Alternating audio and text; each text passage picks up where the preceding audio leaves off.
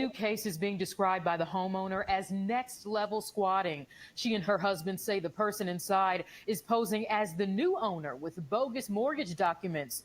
They are demanding that laws be changed to protect property owners, and one state lawmaker is working to do just that.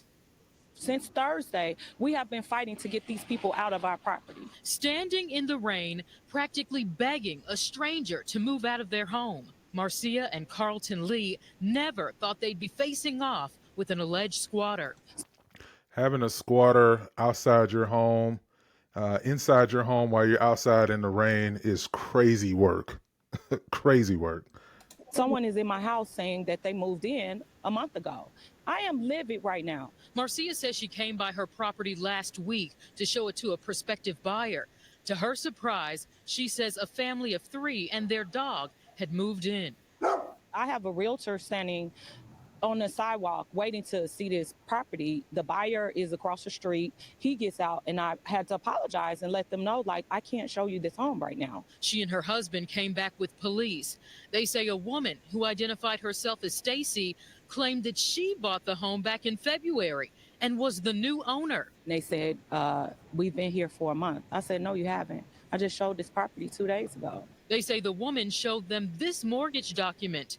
But after looking closely, Marcia says she noticed the property pin was inaccurate. The ABC7 team did some digging and learned the pin matches a house in Country Club Hills, not this Southside property. This documentation is not valid, so she's trespassing on my property. But the couple says police still wouldn't remove them.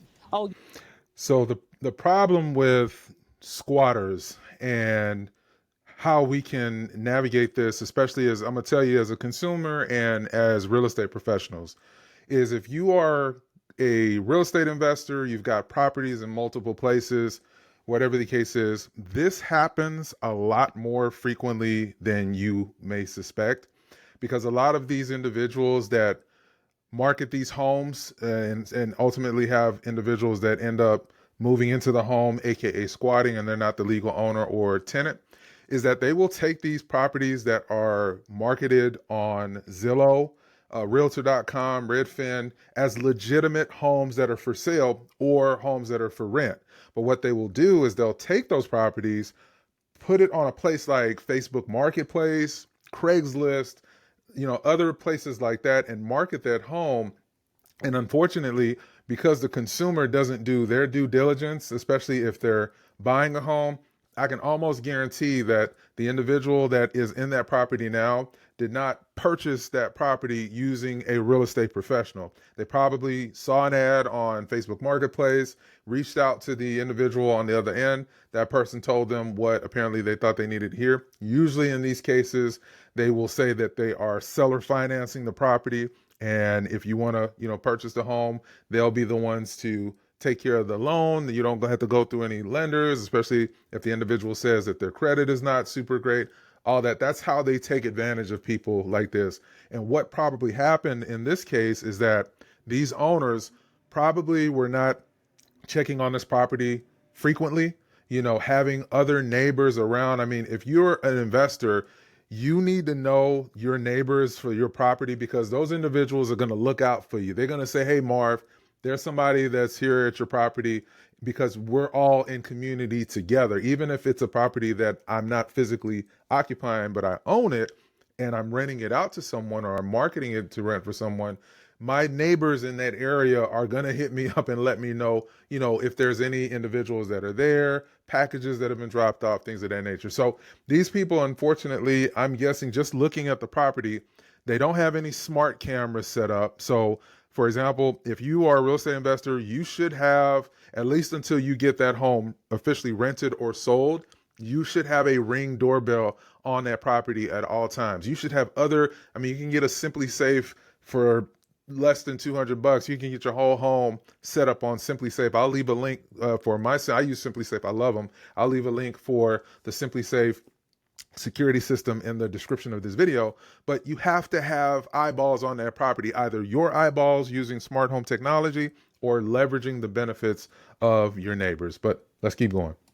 You're both victims. We can't make her get out. They're laughing at me as they're telling me that this is a civil matter. We saw your story before. We like your coverage. That's why you were the first one that we called, because we want action. Illinois State Representative LaShawn Ford says he's working hard in Springfield to crack down on squatting. It's happening, as you know, across the state, and it puts owners and landlords in a bad position. As rent prices continue to soar, he believes the problem is only going to get worse in Illinois. Once they get in, the landlord has to go through what you call the Forcible Entry Act in order to evict them. That means that they have to go to court. Under Ford's proposed law, police would have the power to remove a squatter from the property the moment the rightful owner can prove it's their home, bypassing the months-long eviction process. It's legislation this couple calls common sense. Like, I really think it's a joke. Representative Ford met the couple at their property and knocked on the door, hoping to speak with the woman inside. No one would come out to speak with us. Of course they're not going to come out, because then everybody's going to see who it is, and it just turns into a nightmare for that individual, because Twitter and social media will eat that lady for a guy, whoever it is, for breakfast, right?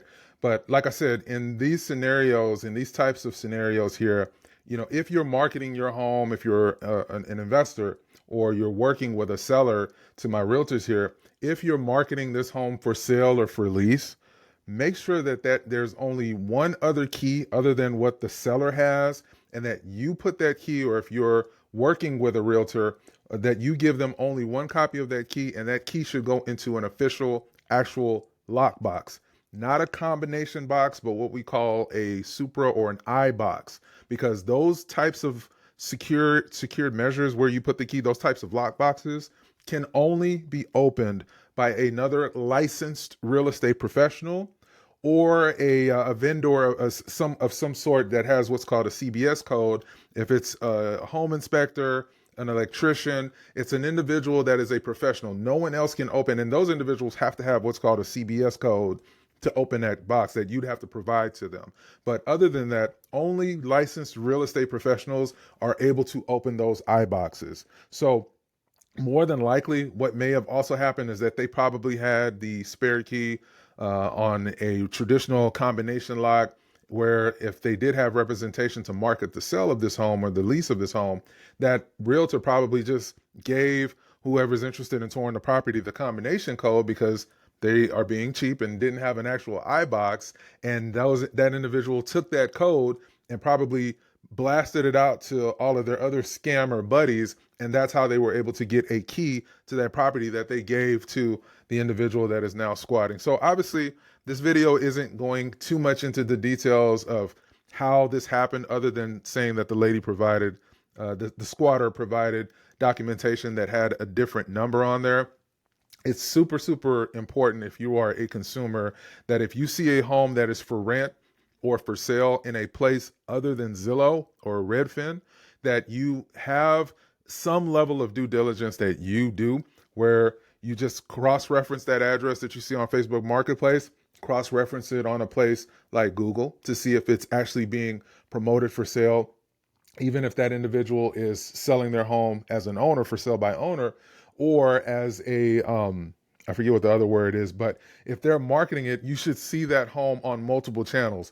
If you only see it on Zillow, if you only see it on Facebook Marketplace, that would be a very big, or Craigslist, that would be a very big red flag for me, because my assumption is there's a possibility this might be a scam. You have to go into it, especially when you're renting a home or purchasing a home on places like Craigslist and Facebook Marketplace. You have to assume that there are a lot of individuals that are scamming individuals out there, right? So don't try to do it without a realtor. It costs hardly nothing to have representation as a buyer or a renter. You can work with a real estate agent as a consumer. If you didn't know this, you can work with a real estate agent for the purchase of any type of property in your respective state. So trying to go at it by yourself because you think you can't afford it now is a headache that you're going to, prevent. Because when I'm representing my clients on the buy side and they send me something they found on Facebook Marketplace, I immediately check my MLS to make sure that it is listed actively on the actual MLS system, which is an acronym for multiple listing service, just so I know that it's legitimately being marketed for sale. And then I will only reach out to the agent of record connected to that particular lease or that listing, nobody else. But even after that, I always, as a realtor, we can confirm who is the owner of that property. We have access to that information. So the name on any paperwork better match, if it's an LLC or whatever, it better match what we see, viable online. So I can tell you that the people that did it, they did not go through a lender, because the lender, the closing attorneys, title companies, they all do what's called title searches, and they verify the ownership of that property before a lender will say, okay, I'm going to fund this property. The closing attorney and title companies verify ownership for the property. But let's keep going. The couple says they are at their wits' end, but one thing they won't be doing is paying the people to leave. The first thing that they asked my husband when we walked up to the door with the police that first night was, are you going to give us our $8,000 back? I spent $150,000 to rehab this property, to let somebody else come in this property and tear my property up and tell me it's theirs? Yeah, I'm upset. We did try calling Stacy, the woman inside the home. She did not return my call. And CPD telling us Area 2 detectives are investigating. Meantime, Representative Ford says his proposed bill is being reviewed in the Rules Committee. But he says he has gotten pushback from homeless advocates who fear this would increase homelessness in Illinois.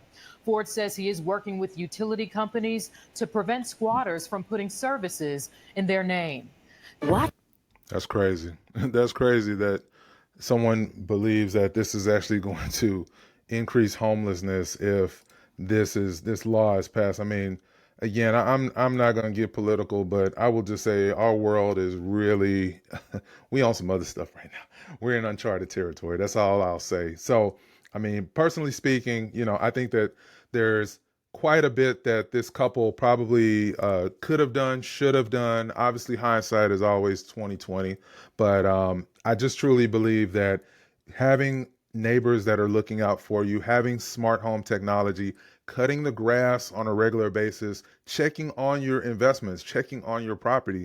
If you are in the same state as that property and that home is currently vacant, I would be by that property at least 3 to 4 times per month just to see and make sure everything's going right with the home, because I can almost guarantee you that if these individuals are forced out of that home, they're probably going to do quite a bit of damage to that property just out of retaliation, right? Because again, they may have thought they purchased that home legitimately, and unfortunately they did not. And then they get upset, and then they say, well, ain't nobody gonna give me my 8,000 back. I'm gonna get that 8,000 up out of this house. That's the kind of stuff, unfortunately, that happens in scenarios like this. So it takes a little bit of due diligence. Don't try to go the cheapskate route. If you have a piece of property, you spend all the money on that investment anyway. Why not hire a professional to make sure that that property is marketed legitimately, utilizing things like electronic eye boxes that are going to sit on the property so nobody can access that property except another licensed individual, and having smart home technology, keeping the grass cut, keeping several, lights on in the property, and just ensuring that you do everything that you can to keep your home from being the next one that ends up on the news for a squatter. Of course, individuals could break into your home and all that kind of stuff and still squat. But if you have security cameras, security technology, home monitoring, all that stuff, it's a heck of a lot easier to get somebody out of that property than it would be 3 or 4 months down the line where you haven't even seen your home or your client hasn't seen their home, and then all of a sudden someone shows up. So let me know in the comments below, if you are a renter or a consumer in general, what are some horror stories that you might have heard of? Let me know in the comments below. Have you seen unscrupulous looking ads on Facebook that were potential scams? I'm curious to know your experience on that. And if you are a real estate investor or someone that owns property in other states, What are some of the things that you do or you put in place for your clients or your investor clients to make sure that that property is protected from stuff like that? Let's keep the conversation going. And before you go, YouTube feels like one of these 2 videos would be very beneficial to your day. So do your brother, your uncle, your favorite realtor's favorite realtor a solid and click one of these links below. And I'll see you on the next video. Peace.